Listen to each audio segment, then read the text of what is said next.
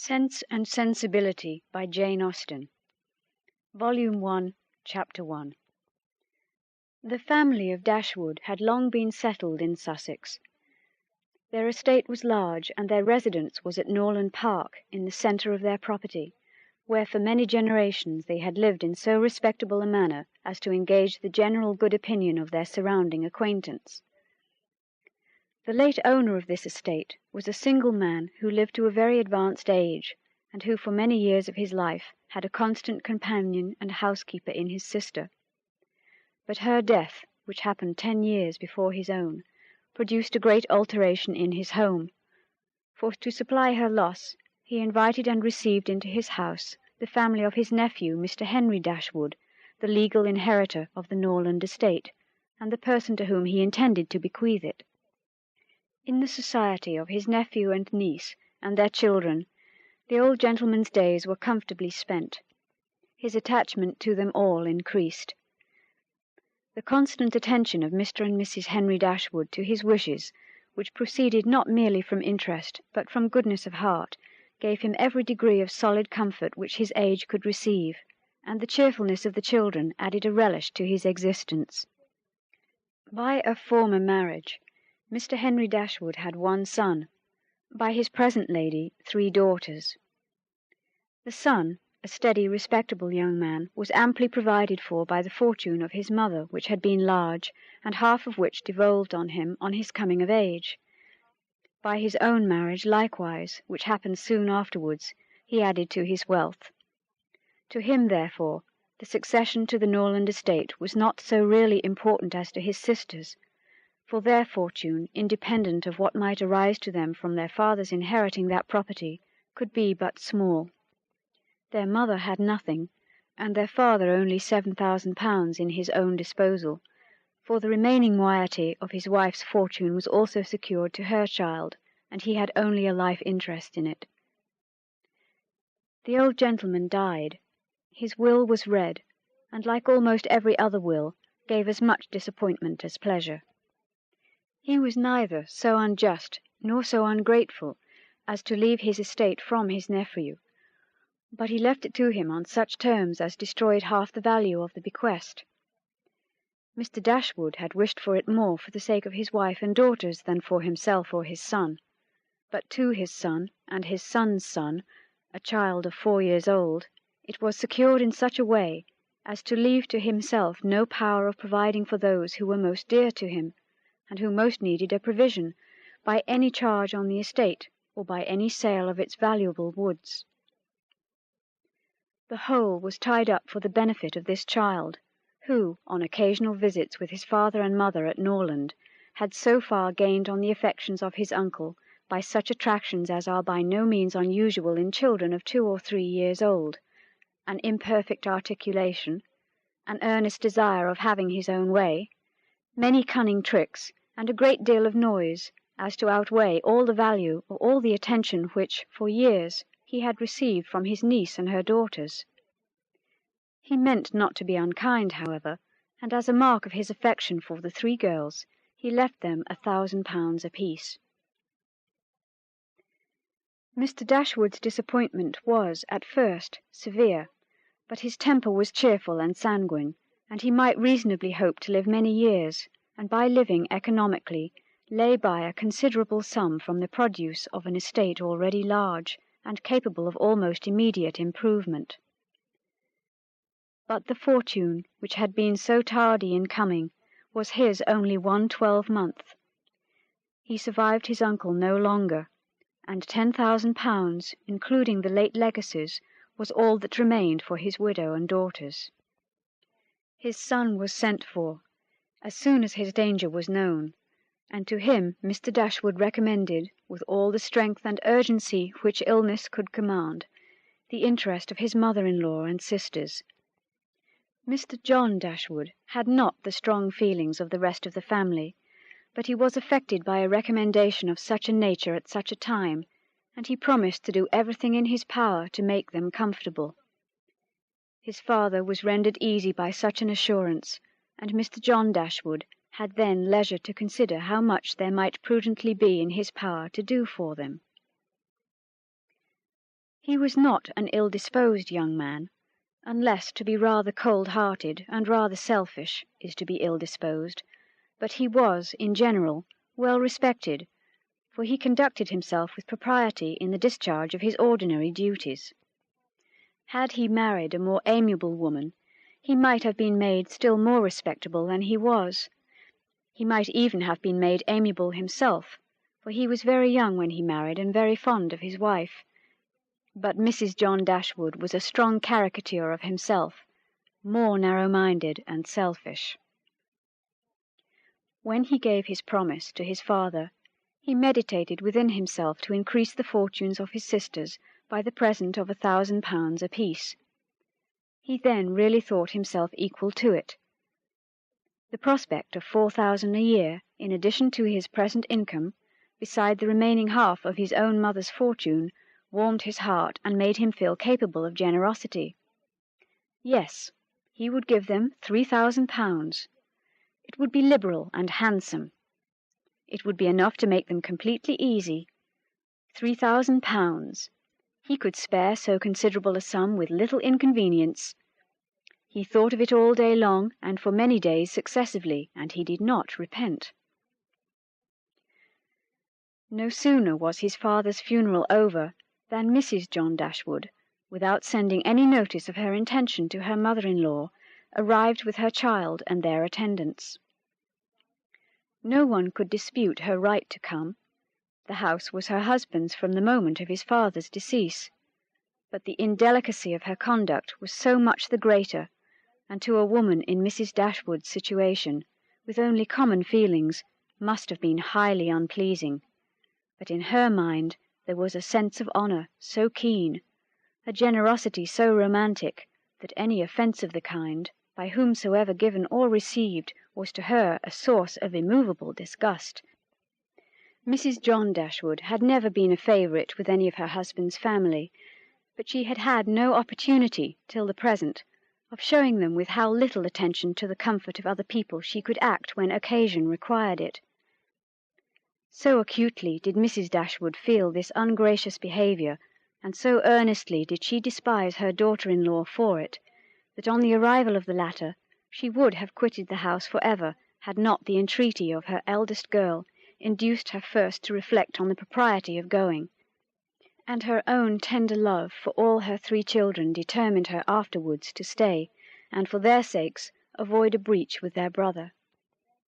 Eleanor, this eldest daughter, whose advice was so effectual, possessed a strength of understanding and a coolness of judgment which qualified her, though only 19, to be the counsellor of her mother, and enabled her frequently to counteract, to the advantage of them all, that eagerness of mind in Mrs. Dashwood which must generally have led to imprudence. She had an excellent heart. Her disposition was affectionate, and her feelings were strong, but she knew how to govern them. It was a knowledge which her mother had yet to learn, and which one of her sisters had resolved never to be taught. Marianne's abilities were, in many respects, quite equal to Eleanor's. She was sensible and clever, but eager in everything. Her sorrows, her joys, could have no moderation. She was generous, amiable, interesting. She was everything but prudent. The resemblance between her and her mother was strikingly great. Eleanor saw, with concern, the excess of her sister's sensibility, but by Mrs. Dashwood it was valued and cherished. They encouraged each other now in the violence of their affliction. The agony of grief, which overpowered them at first, was voluntarily renewed, was sought for, was created again and again. They gave themselves up wholly to their sorrow, seeking increase of wretchedness in every reflection that could afford it, and resolved against ever admitting consolation in future. Eleanor, too, was deeply afflicted, but still she could struggle, she could exert herself. She could consult with her brother, could receive her sister-in-law on her arrival, and treat her with proper attention, and could strive to rouse her mother to similar exertion, and encourage her to similar forbearance. Margaret, the other sister, was a good-humoured, well-disposed girl, But as she had already imbibed a good deal of Marianne's romance without having much of her sense, she did not, at 13, bid fair to equal her sisters at a more advanced period of life. Chapter 2. Mrs. John Dashwood now installed herself as mistress of Norland, and her mother-in-law and sisters were degraded to the condition of visitors. As such, however, they were treated by her with quiet civility, and by her husband with as much kindness as he could feel towards anybody beyond himself, his wife, and their child. He really pressed them, with some earnestness, to consider Norland as their home, and as no plan appeared so eligible to Mrs. Dashwood as remaining there till she could accommodate herself with a house in the neighbourhood, his invitation was accepted. A continuance in a place where everything reminded her of former delight was exactly what suited her mind. In seasons of cheerfulness, no temper could be more cheerful than hers, or possess in a greater degree that sanguine expectation of happiness which is happiness itself. But in sorrow she must be equally carried away by her fancy, and as far beyond consolation as in pleasure she was beyond alloy. Mrs. John Dashwood did not at all approve of what her husband intended to do for his sisters. To take £3,000 from the fortune of their dear little boy would be impoverishing him to the most dreadful degree. She begged him to think again on the subject. How could he answer it to himself to rob his child, and his only child too, of so large a sum? And what possible claim could the Miss Dashwoods, who were related to him only by half-blood, which she considered as no relationship at all, have on his generosity to so large an amount? It was very well known that no affection was ever supposed to exist between the child of any man by different marriages, and why was he to ruin himself and their poor little Harry by giving away all his money to his half-sisters? "It was my father's last request to me," replied her husband, "that I should assist his widow and daughters." "He did not know what he was talking of, I dare say. 10 to 1 but he was light-headed at the time. Had he been in his right senses, he could not have thought of such a thing as begging you to give away half your fortune from your own child." "He did not stipulate any particular sum, my dear Fanny. He only requested me in general terms to assist them, and to make their situation more comfortable than it was in his power to do. Perhaps it would have been well if he had left it wholly to myself. He could hardly suppose I should neglect them, but as he required the promise, I could not do less than give it. At least I thought so at the time. The promise, therefore, was given and must be performed. Something must be done for them whenever they leave Norland and settle in a new home." "Well, then, let something be done for them, but that something need not be £3,000. Consider," she added, "that when the money is once parted with, it can never return. Your sisters will marry, and it will be gone for ever, if indeed it could ever be restored to our poor little boy." "Why, to be sure," said her husband, very gravely, "that would make a great difference. The time may come when Harry will regret that so large a sum was parted with. If he should have a numerous family, for instance, it would be a very convenient addition." "To be sure it would." "Perhaps, then, it would be better for all parties if the sum were diminished one half. £500 would be a prodigious increase to their fortunes." "Oh, beyond anything great! What brother on earth would do half so much for his sisters, even if really his sisters? As it is, only half-blood. But you have such a generous spirit." "I would not wish to do anything mean," he replied. "One had rather, on such occasions, do too much than too little. No one, at least, can think I have not done enough for them. Even themselves, they can hardly expect more." "There is no knowing what they may expect," said the lady, "but we are not to think of their expectations. The question is, what you can afford to do." "Certainly, and I think I may afford to give them £500 apiece. As it is, without any addition of mine, they will each have above £300 on their mother's death, a very comfortable fortune for any young woman." "To be sure it is. and indeed it strikes me that they can want no addition at all. They will have £10,000 divided amongst them. If they marry, they will be sure of doing well, and if they do not, they may all live very comfortably together on the interest of £10,000. That is very true, and therefore I do not know whether, upon the whole, it would not be more advisable to do something for their mother while she lives rather than for them. Something of the annuity kind, I mean. My sisters would feel the good effects of it as well as herself. 100 a year would make them all perfectly comfortable. His wife hesitated a little, however, in giving her consent to this plan. To be sure, she said, it is better than parting with £1,500 at once. But then if Mrs. Dashwood should live 15 years, we shall be completely taken in. 15 years! My dear Fanny, her life cannot be worth half that purchase. Certainly not, but if you observe, people always live for ever when there is any annuity to be paid them, and she is very stout and healthy and hardly 40. An annuity is a very serious business. It comes over and over every year, and there's no getting rid of it. You are not aware of what you are doing. I have known a great deal of the trouble of annuities, for my mother was clogged with a payment of 3 to old superannuated servants by my father's will, and it's amazing how disagreeable she found it. Twice every year these annuities were to be paid, and then there was the trouble of getting it to them, and then one of them was said to have died, and afterwards it turned out to be no such thing. My mother was quite sick of it. Her income was not her own, she said, with such perpetual claims on it, and it was the more unkind in my father, because otherwise the money would have been entirely at my mother's disposal without any restriction whatever. It has given me such an abhorrence of annuities that I am sure I would not pin myself down to the payment of one for all the world. It is certainly an unpleasant thing, replied Mr. Dashwood, to have those kind of yearly drains on one's income. One's fortune, as your mother justly says, is not one's own. To be tied down to the regular payment of such a sum on every rent day is by no means desirable. It takes away one's independence.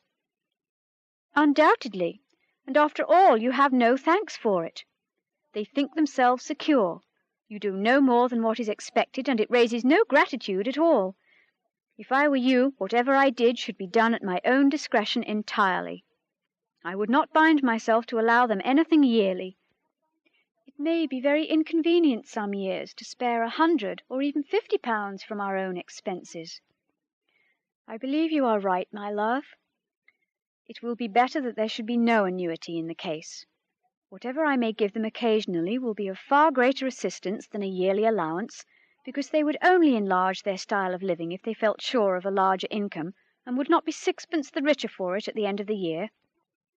It will certainly be much the best way.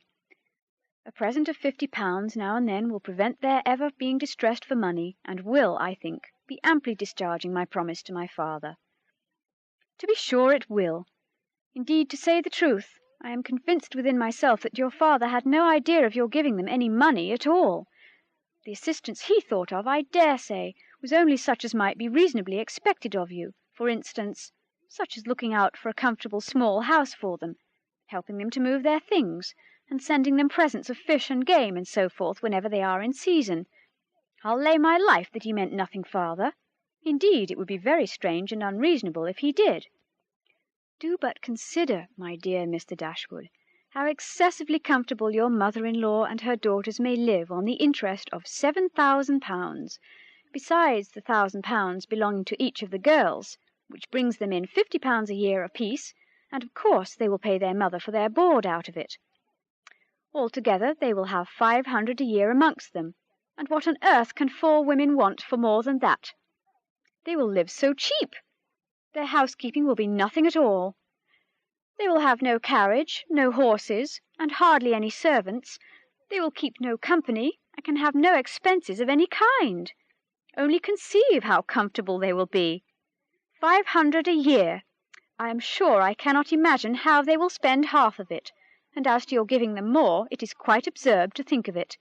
They will be much more able to give you something. Upon my word, said Mr. Dashwood, I believe you are perfectly right. My father certainly could mean nothing more by his request to me than what you say. I clearly understand it now, and I will strictly fulfil my engagement by such acts of assistance and kindness to them as you have described. When my mother removes into another house, my services shall be readily given to accommodate her as far as I can. Some little present of furniture, too, may be acceptable then." "Certainly," returned Mrs. John Dashwood.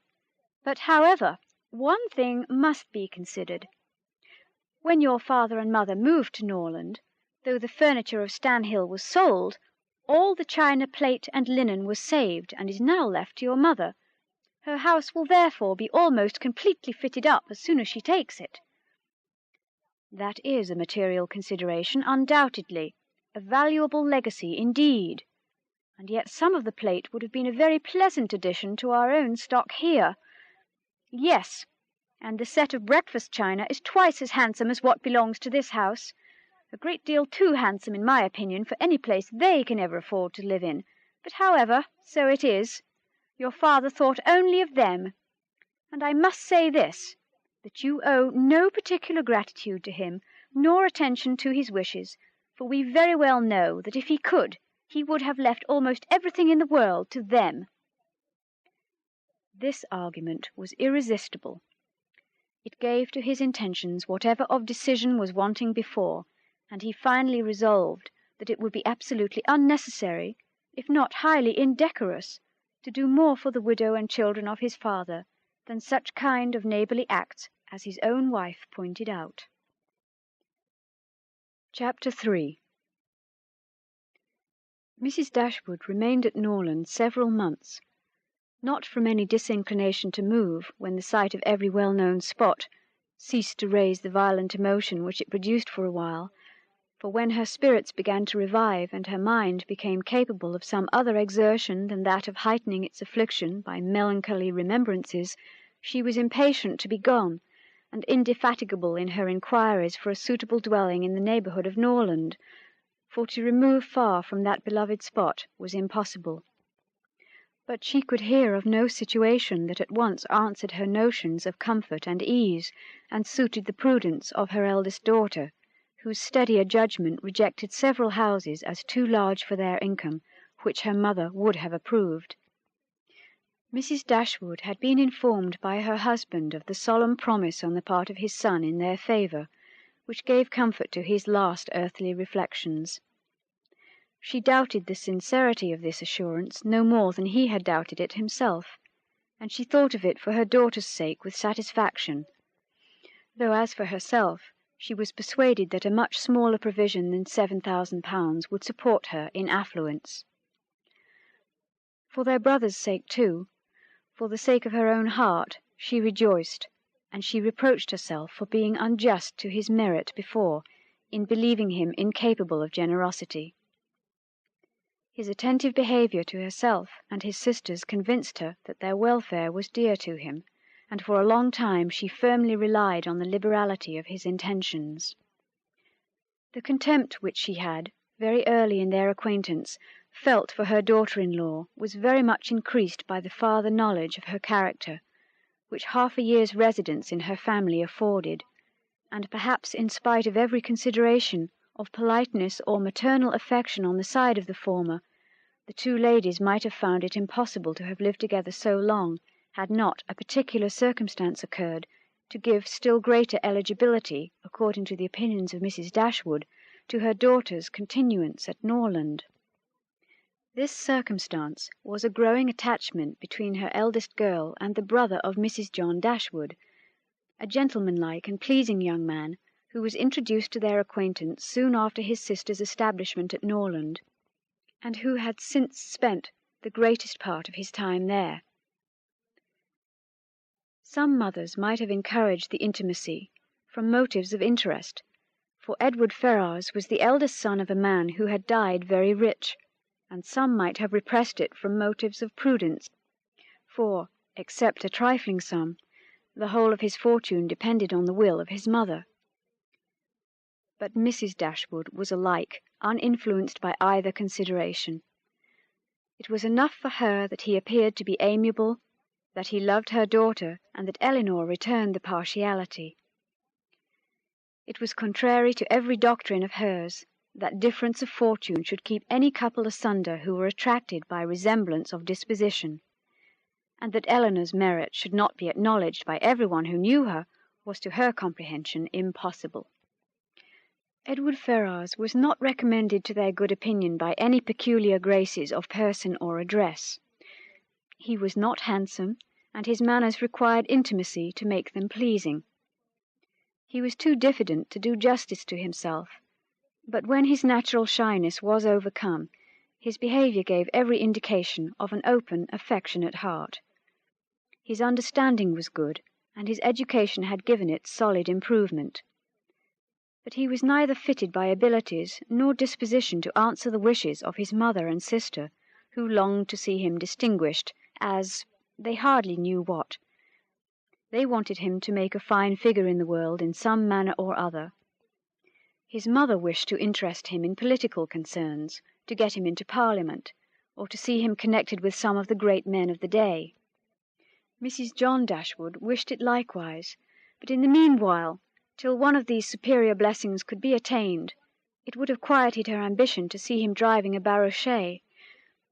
But Edward had no turn for great men or barouchets. All his wishes centred in domestic comfort and the quiet of private life. Fortunately, he had a younger brother who was more promising. Edward had been staying several weeks in the house before he engaged much of Mrs. Dashwood's attention, for she was, at that time, in such affliction as rendered her careless of surrounding objects. She saw only that he was quiet and unobtrusive, and she liked him for that. He did not disturb the wretchedness of her mind by ill-timed conversation.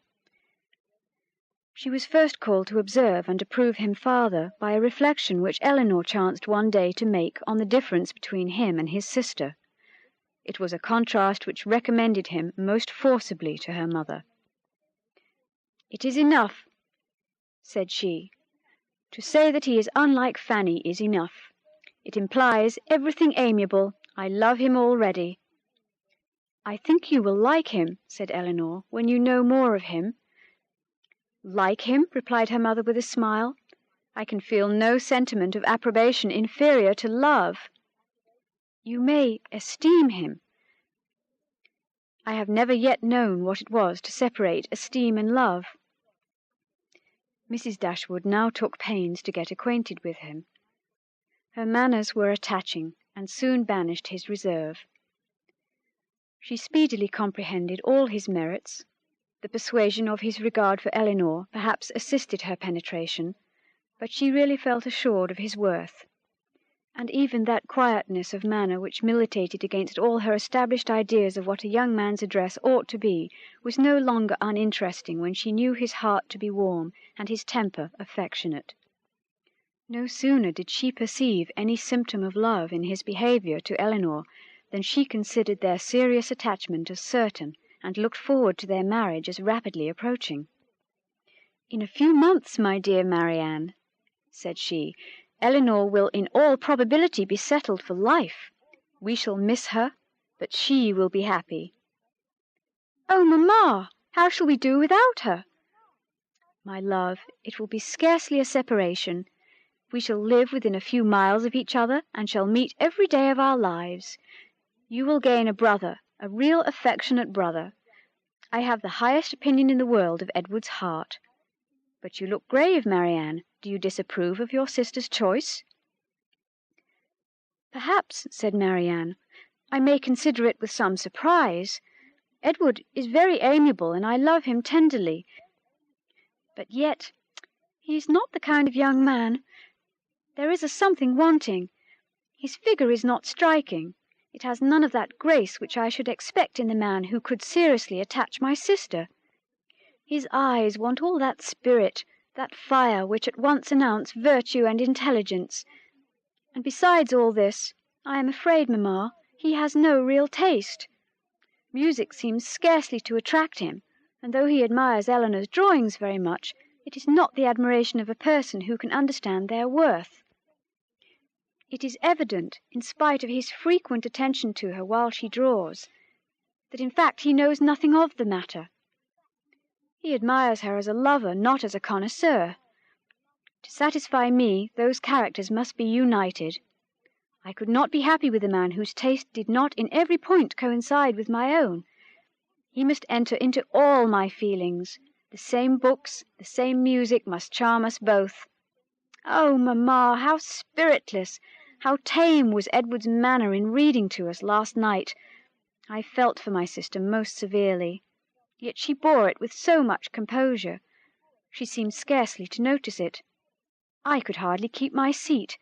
To hear those beautiful lines, which have frequently almost driven me wild, pronounced with such impenetrable calmness, such dreadful indifference. He would certainly have done more justice to simple and elegant prose. I thought so at the time, but you would give him Cowper. Nay, mamma, if he is not to be animated by Cowper, but we must allow for difference of taste. Eleanor has not my feelings, and therefore she may overlook it and be happy with him. But it would have broke my heart, had I loved him, to hear him read with so little sensibility. Mamma, the more I know of the world, the more I am convinced that I shall never see a man whom I can really love. I require so much. He must have all Edward's virtues, and his person and manners must ornament his goodness with every possible charm. Remember, my love, that you are not 17. It is yet too early in life to despair of such unhappiness. Why should you be less fortunate than your mother? In one circumstance only, my Marianne, may your destiny be different from hers. Chapter 4. What a pity it is, Eleanor, said Marianne, that Edward should have no taste for drawing. No taste for drawing, replied Eleanor. Why should you think so?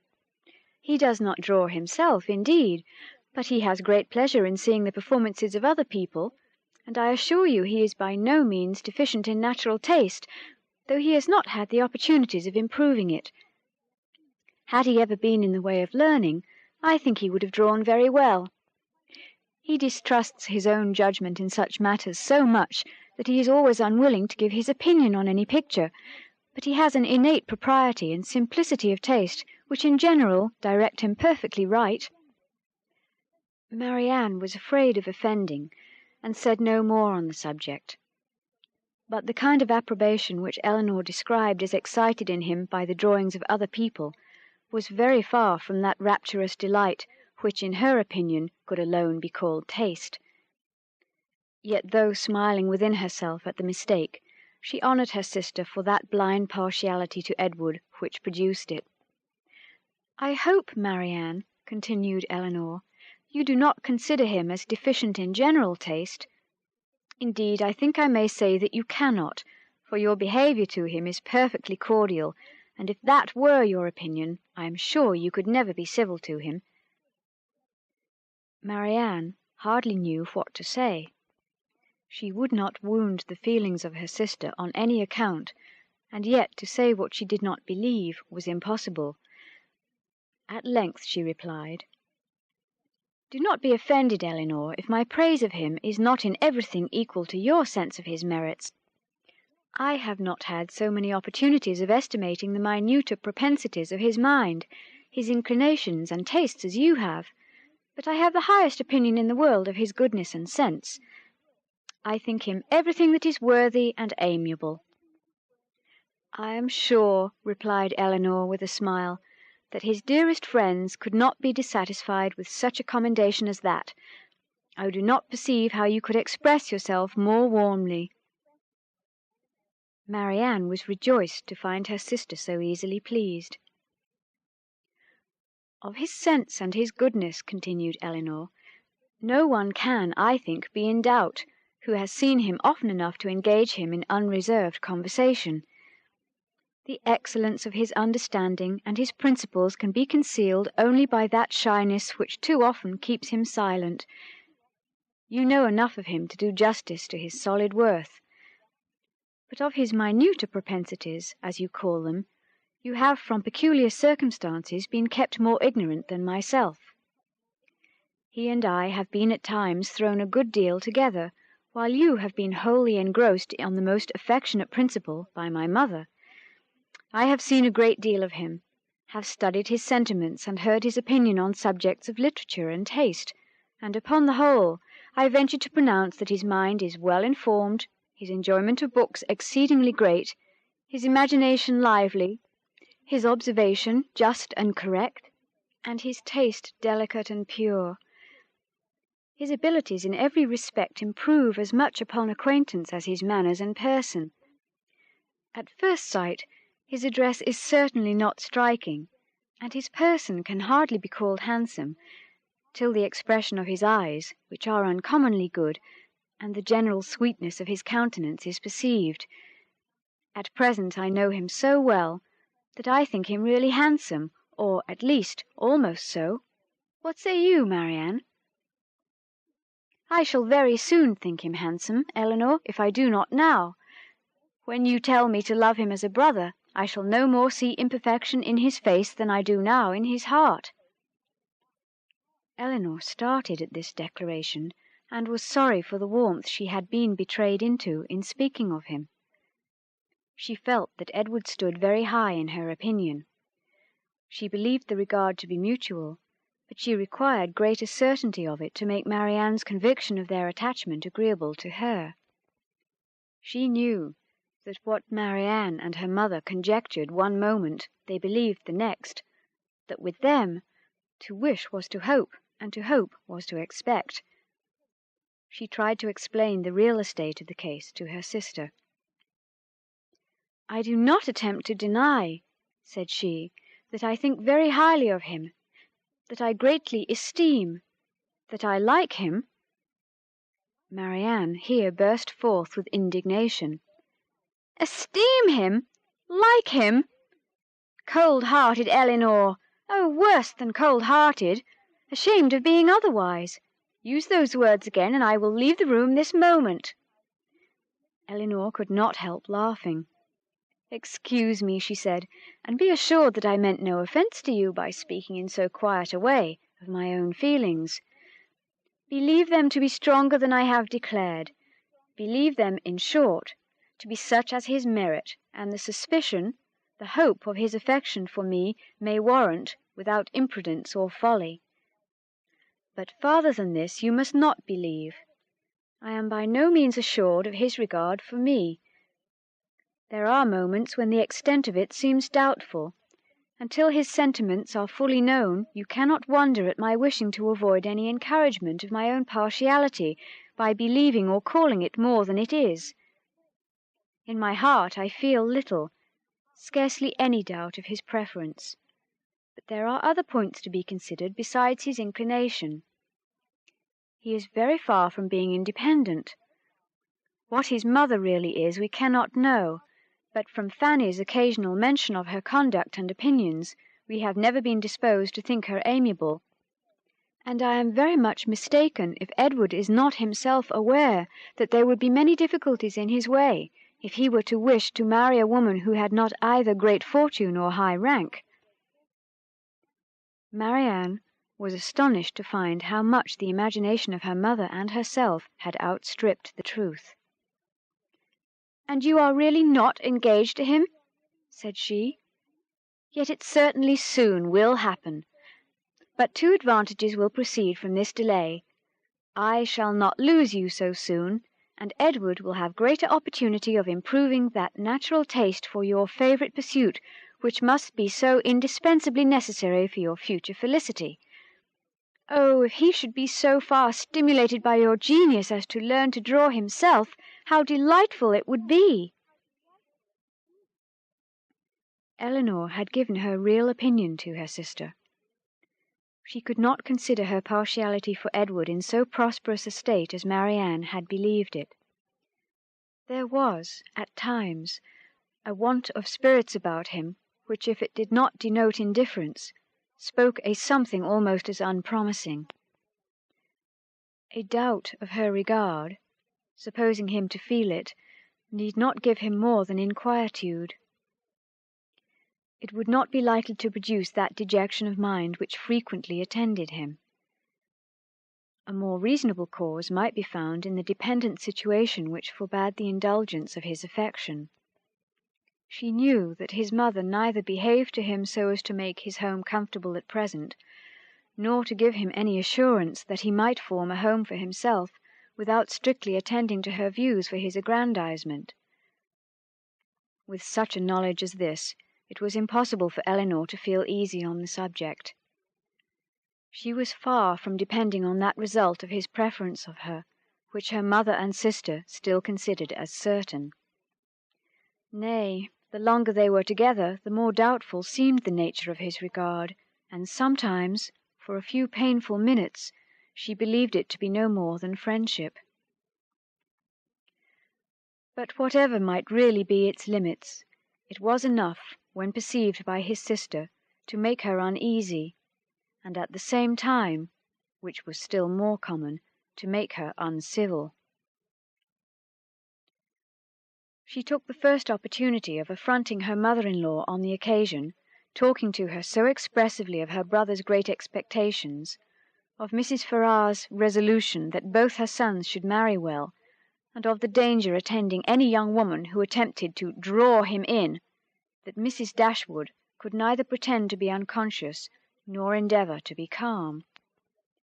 She gave her an answer which marked her contempt, and instantly left the room, resolving that, whatever might be the inconvenience or expense of so sudden a removal, her beloved Elinor should not be exposed another week to such insinuations. In this state of her spirits, a letter was delivered to her from the post, which contained a proposal particularly well timed. It was the offer of a small house, on easy terms, belonging to a relation of her own, a gentleman of consequence and property in Devonshire. The letter was from this gentleman himself, and written in the true spirit of friendly accommodation. He understood that she was in need of a dwelling, and though the house he offered her was merely a cottage, he assured her that everything should be done to it which she might think necessary if the situation pleased her. He earnestly pressed her, after giving the particulars of the house and garden, to come with her daughters to Barton Park, the place of his own residence, from whence she might judge herself whether Barton Cottage, for the houses were in the same parish, could by any alteration be made comfortable to her. He seemed really anxious to accommodate them, and the whole of his letter was written in so friendly a style as could not fail of giving pleasure to his cousin, more especially at a moment when she was suffering under the cold and unfeeling behaviour of her nearer connections. She needed no time for deliberation or inquiry. Her resolution was formed as she read. The situation of Barton, in a county so far distant from Sussex as Devonshire, which but a few hours before would have been a sufficient objection to outweigh every possible advantage belonging to the place, was now its first recommendation. To quit the neighbourhood of Norland was no longer an evil, it was an object of desire, it was a blessing, in comparison of the misery of continuing her daughter-in-law's guest, and to remove for ever from that beloved place would be less painful than to inhabit or visit it while such a woman was its mistress. She instantly wrote Sir John Middleton her acknowledgments of his kindness and her acceptance of his proposal, and then hastened to show both letters to her daughters, that she might be secure of their approbation before her answer was sent. Elinor had always thought it would be more prudent for them to settle at some distance from Norland than immediately amongst their present acquaintance. On that head, therefore, it was not for her to oppose her mother's intention of removing into Devonshire. The house, too, as described by Sir John, was on so simple a scale, and the rent so uncommonly moderate, as to leave her no right of objection on either point. Therefore, though it was not a plan which brought any charm to her fancy, though it was a removal from the vicinity of Norland beyond her wishes, she made no attempt to dissuade her mother from sending her letter of acquiescence. Chapter 5. No sooner was her answer dispatched than Mrs. Dashwood indulged herself in the pleasure of announcing to her son-in-law and his wife that she was provided with an house, and should incommode them no longer than till everything were ready for her inhabiting it. They heard her with surprise. Mrs. John Dashwood said nothing, but her husband civilly hoped that she would not be settled far from Norland. She had great satisfaction in replying that she was going into Devonshire. Edward turned hastily towards her on hearing this, and in a voice of surprise and concern, which required no explanation to her, repeated, "Devonshire? Are you indeed going there? So far from hence, and to what part of it?" She explained the situation. It was within 4 miles northward of Exeter. "It is but a cottage," she continued, "but I hope to see many of my friends in it. A room or two can easily be added, and if my friends find no difficulty in travelling so far to see me, I am sure I will find none in accommodating them." She concluded with a very kind invitation to Mr. and Mrs. John Dashwood to visit her at Barton, and to Edward she gave one with still greater affection. Though her late conversation with her daughter-in-law had made her resolve on remaining at Norland no longer than was unavoidable, it had not produced the smallest effect on her in that point to which it principally tended. To separate Edward and Eleanor was as far from being her object as ever, and she wished to show Mrs. John Dashwood by this pointed invitation to her brother how totally she disregarded her disapprobation of the match. Mr. John Dashwood told his mother again and again how exceedingly sorry he was that she had taken an house at such a distance from Norland as to prevent his being of any service to her in removing her furniture.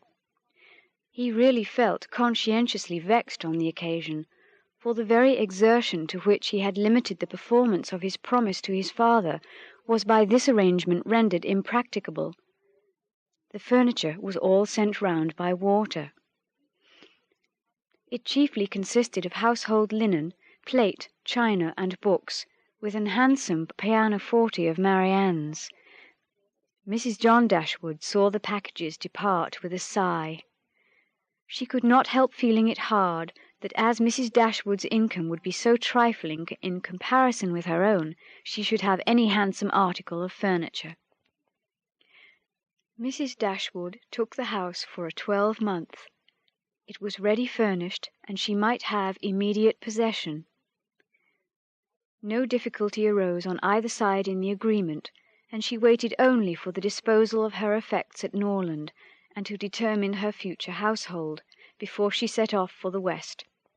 And this, as she was exceedingly rapid in the performance of everything that interested her, was soon done.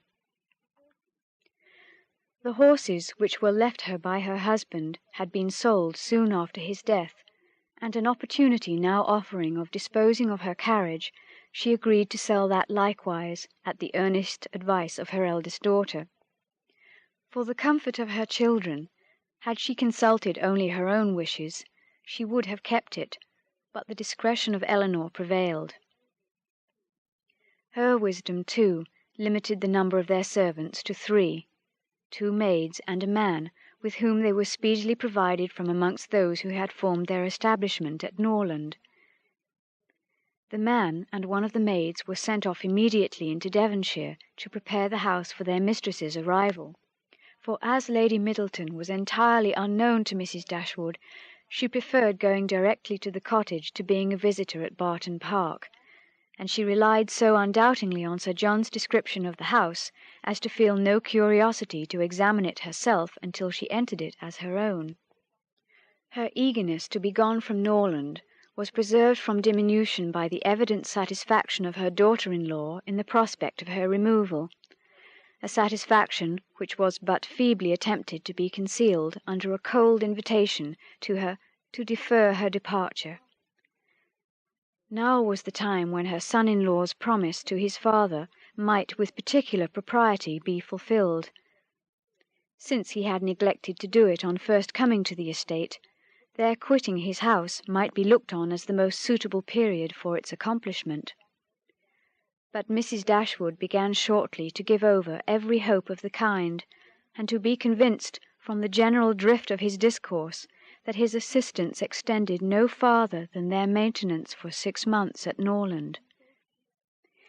He so frequently talked of the increasing expenses of housekeeping, and of the perpetual demands upon his purse, which a man of any consequence in the world was beyond calculation exposed to, that he seemed rather to stand in need of more money than himself, than to have any design of giving money away. In a very few weeks from the day which brought Sir John Middleton's first letter to Norland, everything was so far settled in their future abode as to enable Mrs. Dashwood and her daughters to begin their journey. Many were the tears shed by them in their last adieus to a place so much beloved. "Dear, dear Norland," said Marianne, as she wandered alone before the house on the last evening of their being there. "When shall I cease to regret you? When learn to feel a home elsewhere? O happy house, could you know what I suffer in now viewing you from this spot, from whence perhaps I may view you no more! And you, ye well-known trees, but you will continue the same. No leaf will decay because we are removed, nor any branch become motionless, although we can observe you no longer. No, you will continue the same, unconscious of the pleasure or the regret you occasion, and insensible of any change in those who walk under your shade. But who will remain to enjoy you?"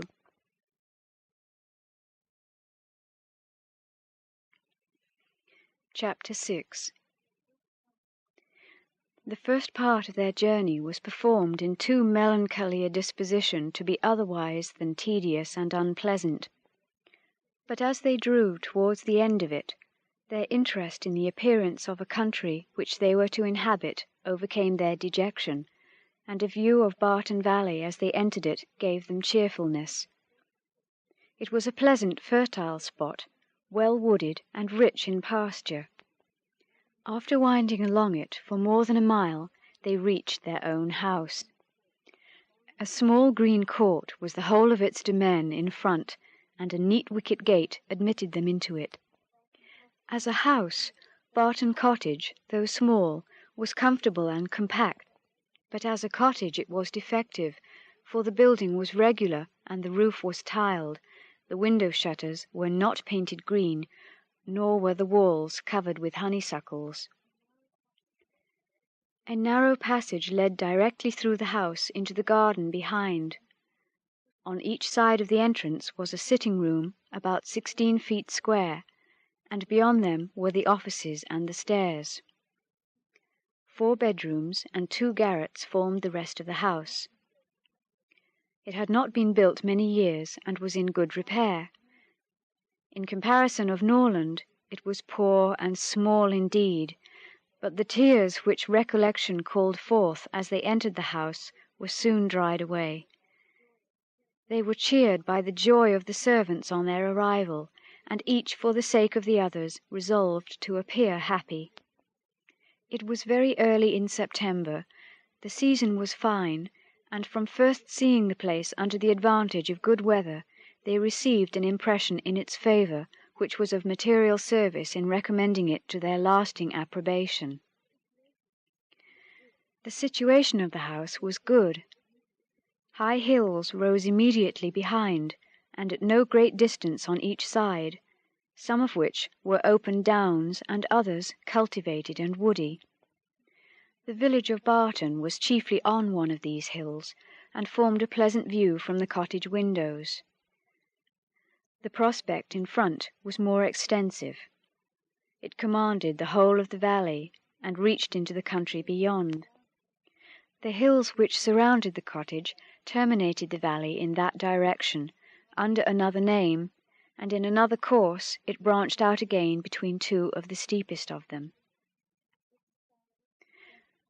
With the size and furniture of the house, Mrs. Dashwood was upon the whole well satisfied, for though her former style of life rendered many additions to the latter indispensable, yet to add and improve was a delight to her, and she had at this time ready money enough to supply all that was wanted of greater elegance to the apartments. As for the house itself, to be sure, said she, it is too small for our family, but we will make ourselves tolerably comfortable for the present, as it is too late in the year for improvements.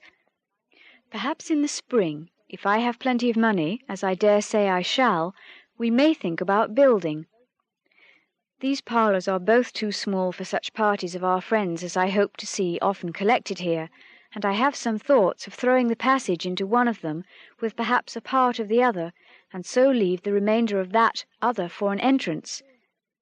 This, with a new drawing-room, which may be easily added, and a bedchamber and garret above, will make it a very snug little cottage.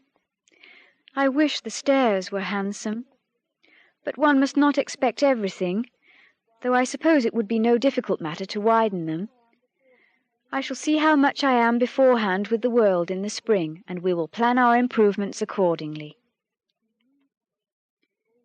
In the meantime, till all these alterations could be made from the savings of an income of 500 a year by a woman who never saved in her life, they were wise enough to be contented with the house as it was, and each of them was busy in arranging their particular concerns, and endeavouring, by placing around them their books and other possessions, to form themselves a home. Marianne's pianoforte was unpacked and properly disposed of, and Eleanor's drawings were affixed to the walls of their sitting-room. In such employments as these, they were interrupted soon after breakfast the next day by the entrance of their landlord, who called to welcome them to Barton, and to offer them every accommodation from his own house and garden in which theirs might at present be deficient. Sir John Middleton was a good-looking man about 40.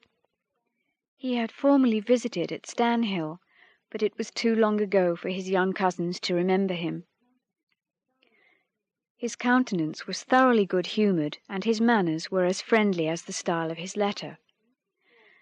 Their arrival seemed to afford him real satisfaction, and their comfort to be an object of real solicitude to him.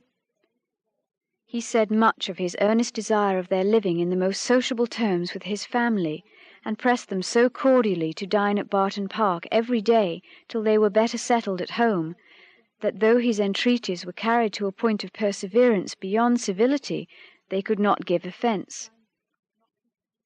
His kindness was not confined to words, for within an hour after he left them, a large basket full of garden stuff and fruit arrived from the park, which was followed before the end of the day by a present of game.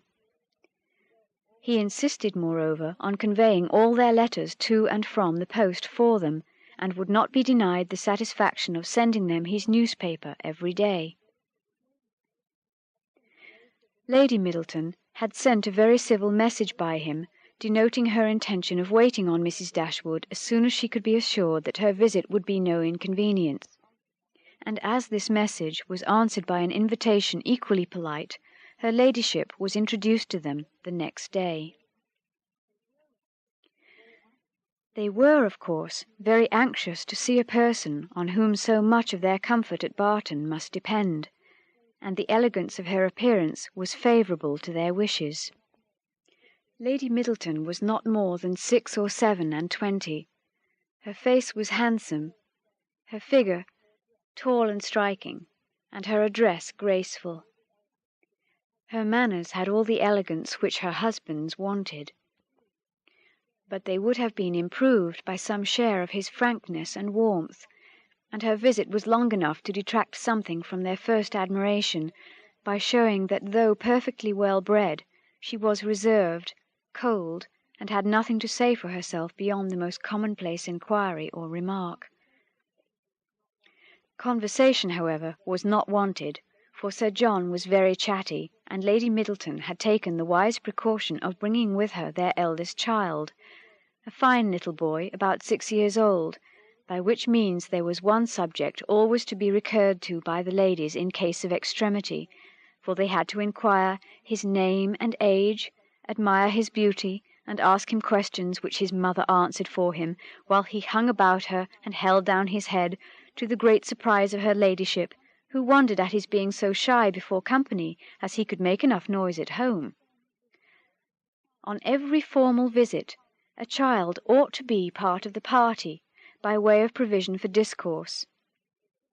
In the present case, it took up 10 minutes to determine whether the boy were most like his father or mother, and in what particular he resembled either, for of course everybody differed, and everybody was astonished at the opinion of the others. An opportunity was soon to be given to the Dashwoods of debating on the rest of the children, as Sir John would not leave the house without securing their promise of dining at the park the next day. Chapter 7.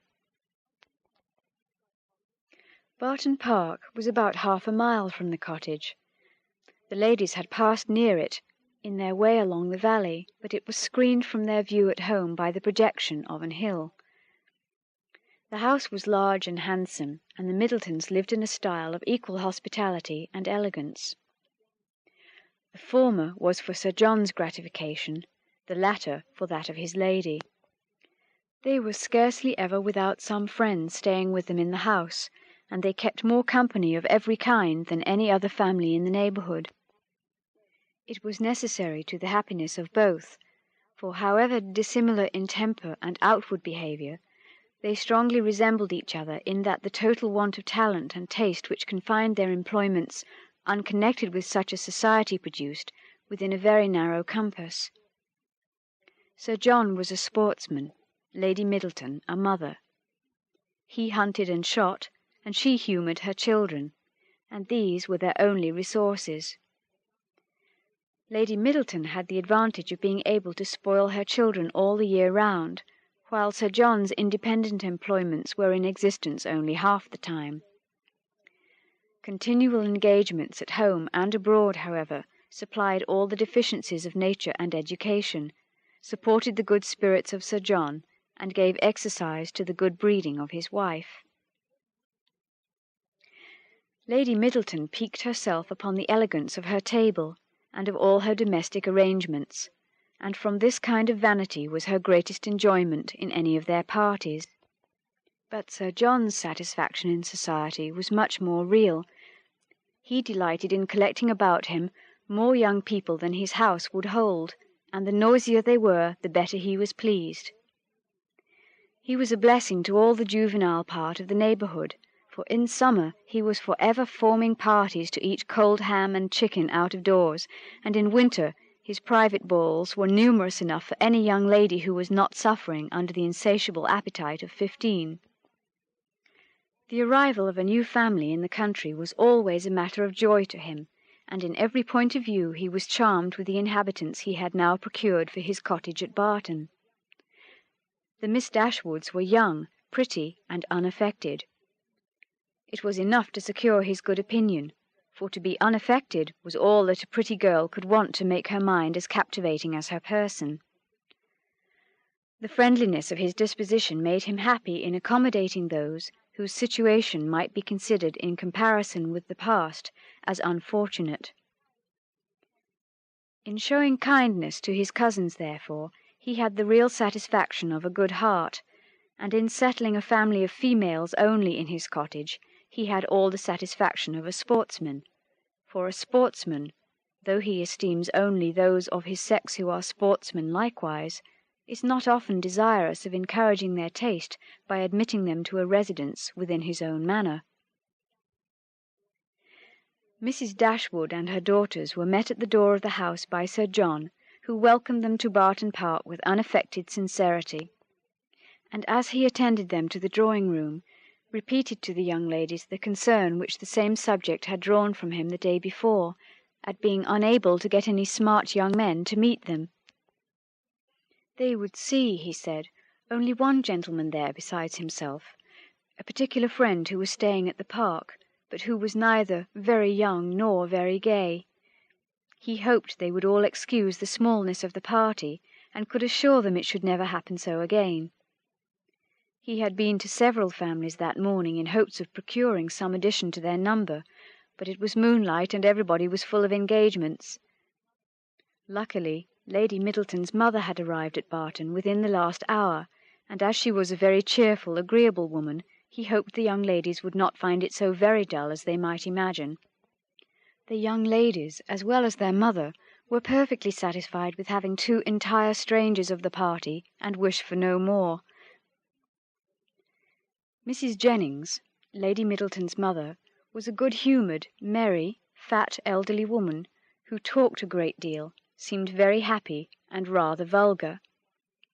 She was full of jokes and laughter, and before dinner was over had said many witty things on the subject of lovers and husbands, hoped that they had not left their hearts behind them in Sussex, and pretended to see them blush whether they did or not. Marianne was vexed at it for her sister's sake, and turned her eyes towards Elinor to see how she bore these attacks with an earnestness which gave Elinor far more pain than could arise from such commonplace raillery as Mrs. Jennings. Colonel Brandon, the friend of Sir John, seemed no more adapted by resemblance of manner to be his friend than Lady Middleton was to be his wife, or Mrs. Jennings to be Lady Middleton's mother. He was silent and grave. His appearance, however, was not unpleasing, in spite of his being, in the opinion of Marianne and Margaret, an absolute old bachelor, for he was on the wrong side of 35. But though his face was not handsome, his countenance was sensible, and his address was particularly gentlemanlike.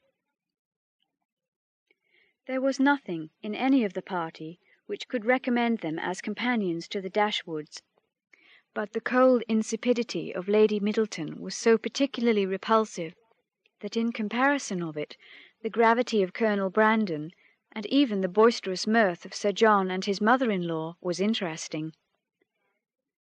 Lady Middleton seemed to be roused to enjoyment only by the entrance of her 4 noisy children after dinner, who pulled her about, tore her clothes, and put an end to every kind of discourse except what related to themselves. In the evening, as Marianne was discovered to be musical, she was invited to play. The instrument was unlocked, everybody prepared to be charmed, and Marianne, who sang very well, at their request went through the chief of the songs which Lady Middleton had brought into the family on her marriage, and which perhaps had lain ever since in the same position on the pianoforte, for her ladyship had celebrated that event by giving up music, although by her mother's account she had played extremely well, and by her own was very fond of it. Marianne's performance was highly applauded. Sir John was loud in his admiration at the end of every song, and as loud in his conversation with the others while every song lasted. Lady Middleton frequently called him to order, wondered how anyone's attention could be diverted from music for a moment, and asked Marianne to sing a particular song which Marianne had just finished. Colonel Brandon alone, of all the party, heard her without being in raptures. He paid her the only compliment of attention, and she felt a respect for him on the occasion, which the others had reasonably forfeited by their shameless want of taste. His pleasure in music, though it amounted not to that ecstatic delight which alone could sympathize with her own, was estimable when contrasted against the horrible insensibility of the others, and she was reasonable enough to allow that a man of 35 might well have outlived all acuteness of feeling and every exquisite power of enjoyment. She was perfectly disposed to make every allowance for the Colonel's advanced state of life which humanity required. Chapter 8. Mrs. Jennings was a widow with an ample jointure. She had only 2 daughters, both of whom she had lived to see respectably married, and she now had therefore nothing to do but to marry all the rest of the world. In promotion of this object she was zealously active, as far as her ability reached, and missed no opportunity of projecting weddings amongst all the young people of her acquaintance.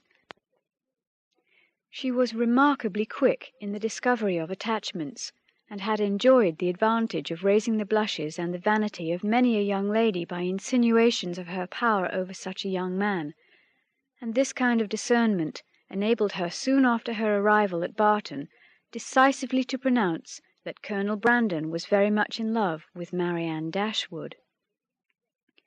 She rather suspected it to be so on the very first evening of their being together, from his listening so attentively while she sang to them, and when the visit was returned by the Middletons dining at the cottage, the fact was ascertained by his listening to her again.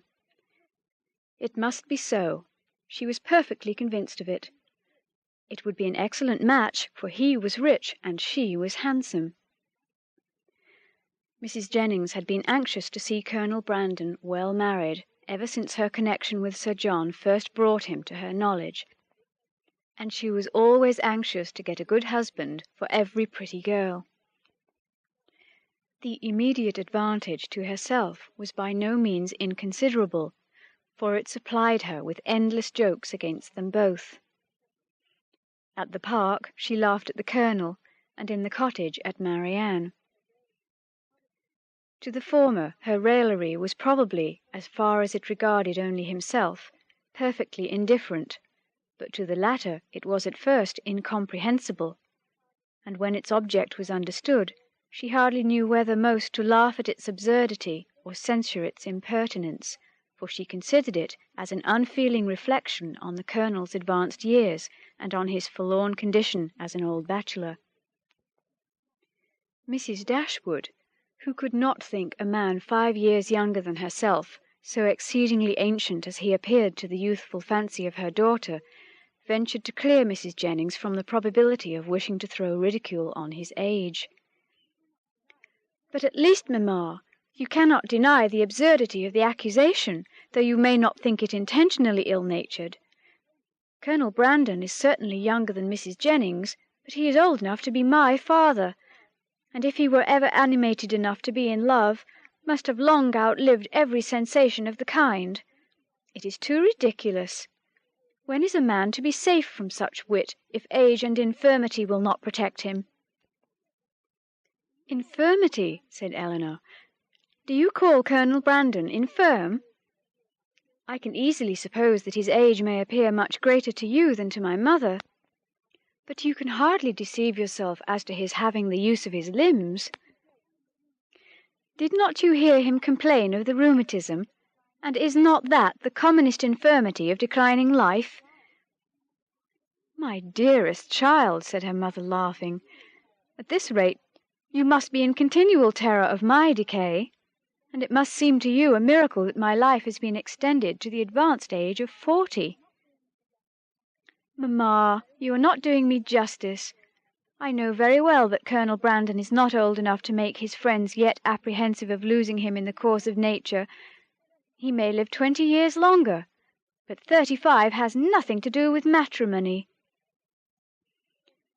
"Perhaps," said Eleanor, 35 and 17 had better not have anything to do with matrimony together. But if there should by any chance happen to be a woman who is single at 27, I should not think Colonel Brandon's being 35 any objection to his marrying her." "A woman of 27, said Marianne, after pausing a moment, "can never hope to feel or aspire affection again, and if her home be uncomfortable or her fortune small, I can suppose that she might bring herself to submit to the offices of a nurse, for the sake of the provision and security of a wife. In his marrying such a woman, therefore, there would be nothing unsuitable.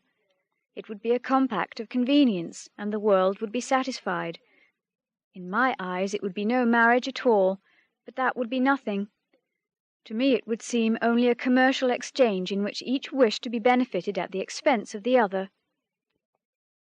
"It would be impossible, I know," replied Eleanor, "to convince you that a woman of 27 could feel for a man of 35 anything near enough to love, to make him a desirable companion to her.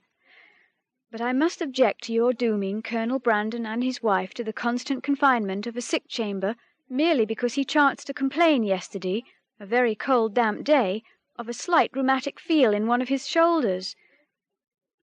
"But he talked of flannel waistcoats," said Marianne, "and with me a flannel waistcoat is invariably connected with aches, cramps, rheumatism, and every species of ailment that can afflict the old and the feeble." "Had he been only in a violent fever, you would not have despised him half so much. Confess, Marianne, is there not something interesting to you in the flushed cheek, hollow eye, and quick pulse of a fever?" Soon after this, upon Eleanor's leaving the room, "Mamma," said Marianne, "I have an alarm on the subject of illness, which I cannot conceal from you. I am sure Edward Ferrars is not well. We have now been here almost a fortnight, and yet he does not come. Nothing but real indisposition could occasion this extraordinary delay. What else can detain him at Norland?" "Had you any idea of his coming so soon?" said Mrs. Dashwood. "I had none. On the contrary, if I have felt any anxiety at all on the subject, it has been in recollecting that he sometimes showed a want of pleasure and readiness in accepting my invitation, when I talked of his coming to Barton. Does Eleanor expect him already?" "I have never mentioned it to her, but of course she must." "I rather think you are mistaken, for when I was talking to her yesterday of getting a new grate for the spare bedchamber, she observed that there was no immediate hurry for it, and that it was not likely that the room would be wanted for some time." "How strange this is! What can be the meaning of it? But the whole of their behaviour to each other has been unaccountable. How cold, how composed were their last adieus! How languid their conversation on the last evening of their being together! In Edward's farewell there was no distinction between Eleanor and me. It was the good wishes of an affectionate brother to both. Twice did I leave them purposely together in the course of the last morning, and each time did he most unaccountably follow me out of the room. And Eleanor, in quitting Norland and Edward, cried not as I did. Even now her self-command is invariable. When is she dejected or melancholy? When does she try to avoid society, or appear restless and dissatisfied in it?" Chapter 9. The Dashwoods were now settled at Barton, with tolerable comfort to themselves. The house and garden, with all the objects surrounding them, were now become familiar, and the ordinary pursuits which had given to Norland half its charms were engaged in again with far greater enjoyment than Norland had been able to afford since the loss of their father. Sir John Middleton, who called on them every day for the first fortnight, and who was not in the habit of seeing much occupation at home, could not conceal his amazement on finding them always employed. Their visitors, except those from Barton Park, were not many, for in spite of Sir John's urgent entreaties that they would mix more in the neighbourhood, and repeated assurances of his carriage being always at their service, the independence of Mrs. Dashwood's spirit overcame the wish of society for her children, and she was resolute in declining to visit any family beyond the distance of a walk. There were but few who could be so classed, and it was not all of them that were attainable. About 1.5 miles from the cottage, along the narrow winding valley of Allenham, which issued from that of Barton, as formerly described, the girls had, in one of their earliest walks, discovered an ancient, respectable-looking mansion, which, by reminding them a little of Norland, interested their imagination and made them wish to be better acquainted with it. But they learnt, on inquiry, that its possessor, an elderly lady of very good character, was unfortunately too infirm to mix with the world, and never stirred from home. The whole country about them abounded in beautiful walks. The high downs, which invited them from almost every window of the cottage to seek the exquisite enjoyment of the air on their summits, were an happy alternative when the dirt of the valleys beneath shut up their superior beauties. And towards one of these hills did Marianne and Margaret one memorable morning direct their steps, attracted by the partial sunshine of a showery sky, and unable longer to bear the confinement which the settled rain of the 2 preceding days had occasioned. The weather was not tempting enough to draw the two others from their pencil and their book, in spite of Marianne's declaration that the day would be lastingly fair, and that every threatening cloud would be drawn off from their hills, and the two girls set off together.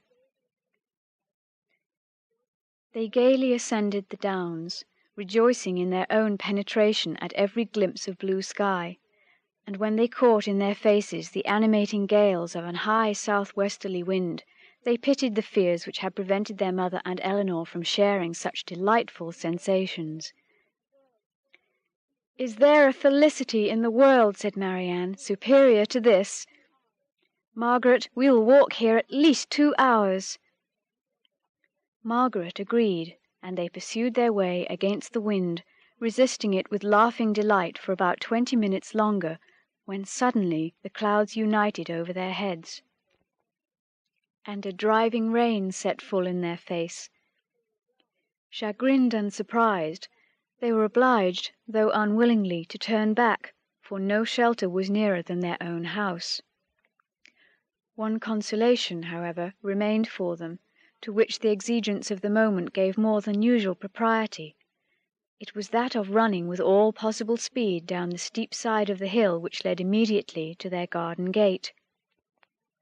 They set off. Marianne had at first the advantage, but a false step brought her suddenly to the ground, and Margaret, unable to stop herself to assist her, was involuntarily hurried along and reached the bottom in safety. A gentleman, carrying a gun, with 2 pointers playing around him, was passing up the hill, and within a few yards of Marianne, when her accident happened. He put down his gun and ran to her assistance. She had raised herself from the ground, but her foot had been twisted in the fall, and she was scarcely able to stand. The gentleman offered his services, and perceiving that her modesty declined what her situation rendered necessary, took her up in his arms without further delay, and carried her down the hill. Then passing through the garden, the gate of which had been left open by Margaret, he bore her directly into the house, whither Margaret was just arrived, and quitted not his hold till he had seated her in a chair in the parlour. Eleanor and her mother rose up in amazement at their entrance, and while the eyes of both were fixed on him with an evident wonder and a secret admiration which equally sprung from his appearance, he apologized for his intrusion by relating its cause, in a manner so frank and so graceful that his person, which was uncommonly handsome, received additional charms from his voice and expression. Had he been even old, ugly, and vulgar, the gratitude and kindness of Mrs. Dashwood would have been secured by any act of attention to her child, but the influence of youth, beauty, and elegance gave an interest to the action which came home to her feelings. She thanked him again and again, and with a sweetness of address which always attended her, invited him to be seated. But this he declined, as he was dirty and wet. Mrs. Dashwood then begged to know to whom she was obliged. His name, he replied, was Willoughby, and his present home was at Allenham, from whence he hoped she would allow him the honour of calling to-morrow to inquire after Miss Dashwood. The honour was readily granted, and he then departed, to make himself still more interesting in the midst of an heavy rain. His manly beauty and more than common gracefulness were instantly the theme of general admiration, and the laugh which his gallantry raised against Marianne received particular spirit from his exterior attractions. Marianne herself had seen less of his person than the rest, for the confusion which crimsoned over her face on his lifting her up had robbed her of the power of regarding him after their entering the house. But she had seen enough of him to join in all the admiration of the others, and with an energy which always adorned her praise. His person and air were equal to what her fancy had ever drawn for the hero of a favourite story, and in his carrying her into the house with so little previous formality, there was a rapidity of thought which particularly recommended the action to her. Every circumstance belonging to him was interesting. His name was good, his residence was in their favourite village, and she soon found out that of all manly dresses, a shooting jacket was the most becoming. Her imagination was busy, her reflections were pleasant, and the pain of a sprained ankle was disregarded. Sir John called on them as soon as the next interval of fair weather that morning allowed him to get out of doors, and Marianne's accident being related to him, he was eagerly asked whether he knew any gentleman of the name of Willoughby at Allenham. "Willoughby!" cried Sir John. "What, is he in the country? That is good news, however. I will ride over to-morrow and ask him to dinner on Thursday." "You know him, then?" said Mrs. Dashwood. "Know him? To be sure I do. Why, he's down here every year." "What sort of young man is he?" "As good a kind of fellow as ever lived, I assure you. A very decent shot, and then there's not a bolder rider in England.